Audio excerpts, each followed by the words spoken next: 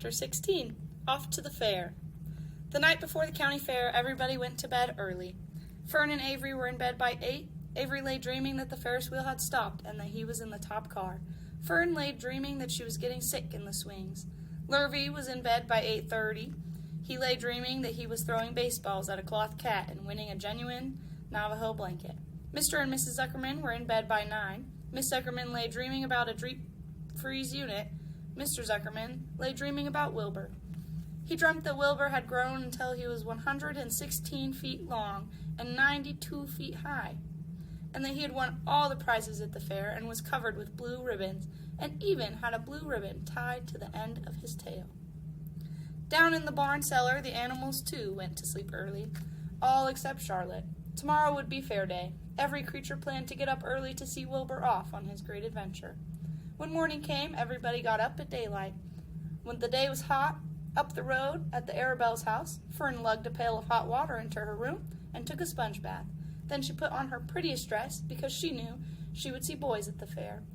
Mrs. Arabelle scrubbed the back of Avery's neck and wet his hair and parted it and brushed it down hard till it stuck to the top of his head, all but about 6 hairs that stood up straight. Avery put on clean underwear, clean blue jeans, and a clean shirt. Mr. Arabelle dressed, ate breakfast, and then went out and polished his truck. He had offered to drive everybody to the fair, including Wilbur. Bright and early, Lurvy put clean straw in Wilbur's crate and lifted it into the pig pen. The crate was green, and gold letters that said, Zuckerman's Famous Pig.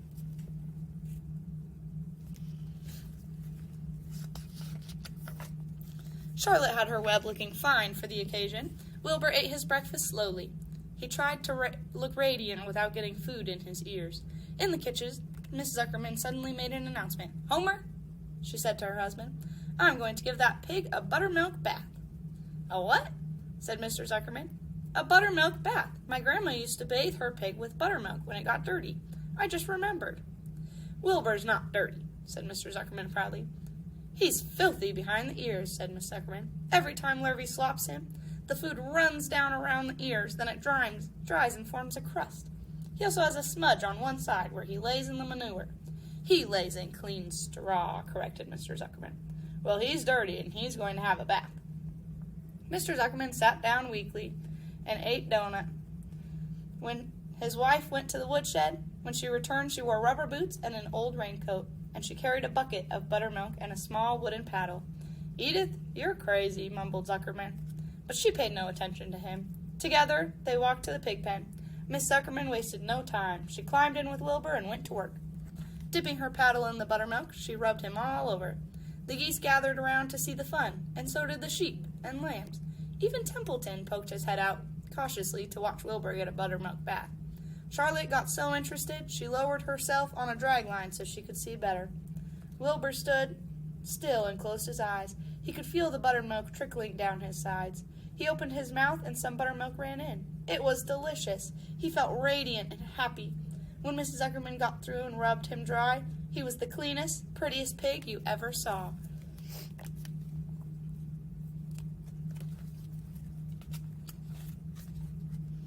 He was pure white, pink around the ears and snout, and smooth as silk.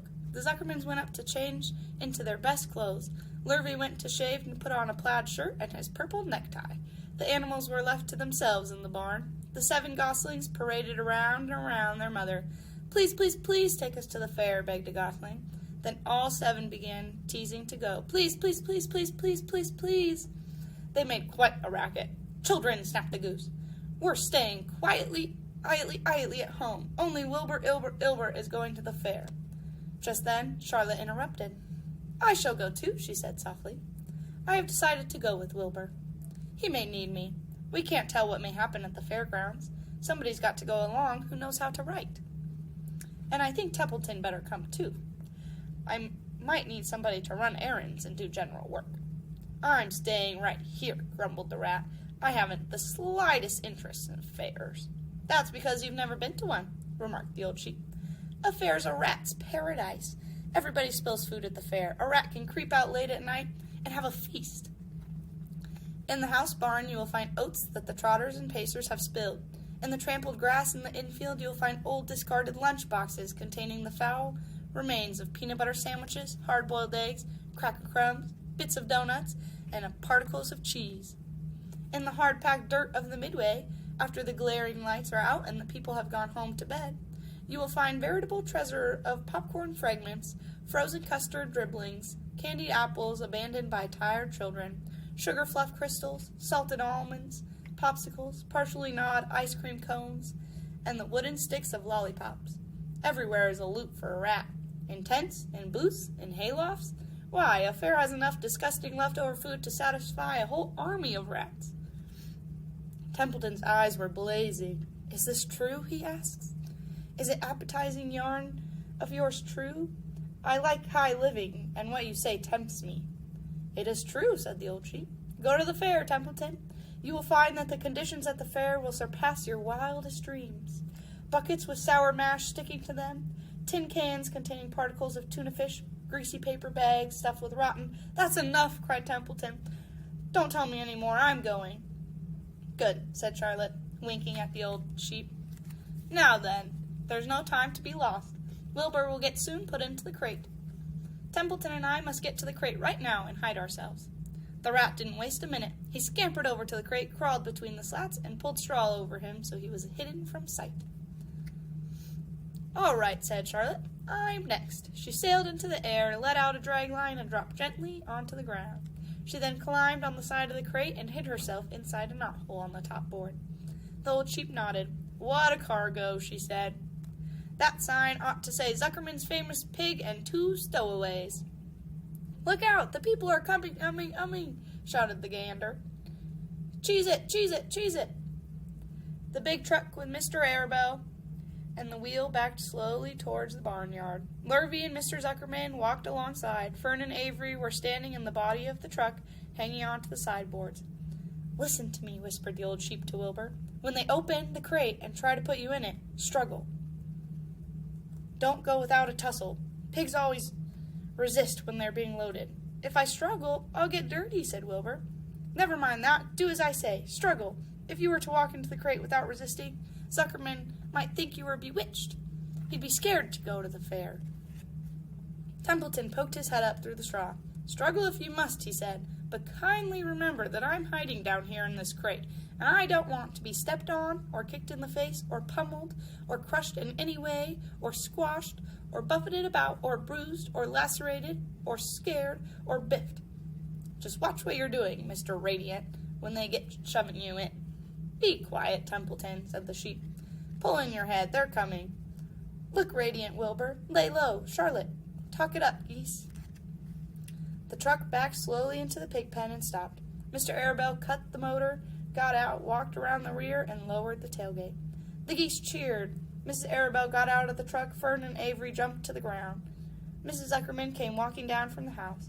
Everybody lined up at the fence and stood for a moment admiring Wilbur and the beautiful green crate. Nobody realized that the crate already contained a rat and a spider. That's some pig, said Miss Arabelle. He's terrific, said Lurvy. He's very radiant, said Fern, remembering the day he was born. Well, said Mr. Zuckerman, he's clean anyway. The buttermilk certainly helped. Mr. Arabelle studied Wilbur carefully. Yes, he's a wonderful pig, he said. It's hard to believe that he was the runt of the litter. You'll get some extra good ham and bacon, Homer, when it comes time to kill that pig. Wilbur heard those words and his heart almost stopped. I think I'm going to faint, he whispered to the old sheep who was watching. Kneel down, whispered the old sheep. Let the blood rush to your head. Wilbur sank to his knees, all radiance gone. His eyes closed. Look, screamed Fern. He's fading away. Hey, watch me, yelled Avery, crawling in on all fours into the crate. I'm a pig, I'm a pig. Avery's foot untouched Templeton under the straw. What a mess, thought the rat. What a fantastic creature boys are. Why did I let myself in for this? The geese saw Avery in the crate and cheered. Avery, you get out of that crate this instant, commanded his mother. What? Who do you think you are? I'm a pig, cried Avery, tossing handfuls of straw into the air. Oink, oink, oink, oink. The truck is rolling away, Papa, said Fern. The truck, with no one at wheel, had started to roll downhill. Mr. Arabelle dashed to the driver's seat and pulled on the emergency brake. The truck stopped. The geese cheered. Charlotte crouched and made herself as small as possible in the knothole, so Avery wouldn't see her. Come out at once, cried Mrs. Arabelle. Avery crawled out of the crate on hands and knees, making faces at Wilbur. Wilbur fainted away. "The pig has passed out," said Mrs. Zuckerman. "Throw water on him." "Throw buttermilk," suggested Avery. The geese cheered. Lurvy ran out for a pail of water. Fern climbed onto the pen and knelt by Wilbur's side. "It's sunstroke," said Zuckerman. "The heat is too much for him." "Maybe he's dead," said Avery. "Come out of that pig pen immediately," cried Miss Arabelle. Avery obeyed his mother and climbed onto the back of the truck so he could see better. Lurvy returned with cold water and dashed it on Wilbur. "Throw some on me," cried Avery. "I'm hot, too." "Oh, keep quiet," hollered Fern. "Keep quiet." Her eyes were brimming with tears. Wilbur, feeling the cold water come, too. He rose slowly to his feet while the geese cheered. "He's up," said Mrs. Arabelle. "I guess there's nothing wrong with him." "I'm hungry," said Avery. "I want a candied apple." "Wilbur's all right now," said Fern. "We can start." "I want to take a ride in the Ferris wheel." Mr. Zuckerman and Mr. Abel and Lurvy grabbed the pig and pushed him head first towards the crate. Wilbur began to struggle. The harder the men pushed, the harder he held back. Avery jumped down and joined the men. Wilbur kicked and thrashed and grunted. "Nothing wrong with this pig," said Mr. Zuckerman cheerfully, pressing his knees against Wilbur's behind. "All together now, boys. Shove!" With a final heave, they jammed him into the crate. The geese cheered. Lurvy nailed out some boards across the end, so Wilbur couldn't back out. Then, using all their strength, the men picked up the crate and heaved it aboard the truck. They did not know that under the straw was a rat, and inside a knothole was a big gray spider. They saw only a pig. "Everybody in!" called Mr. Abel.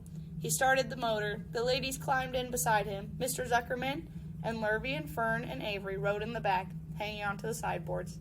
The truck began to move ahead. The geese cheered. The children answered their cheer, and they went away, everybody to the fair.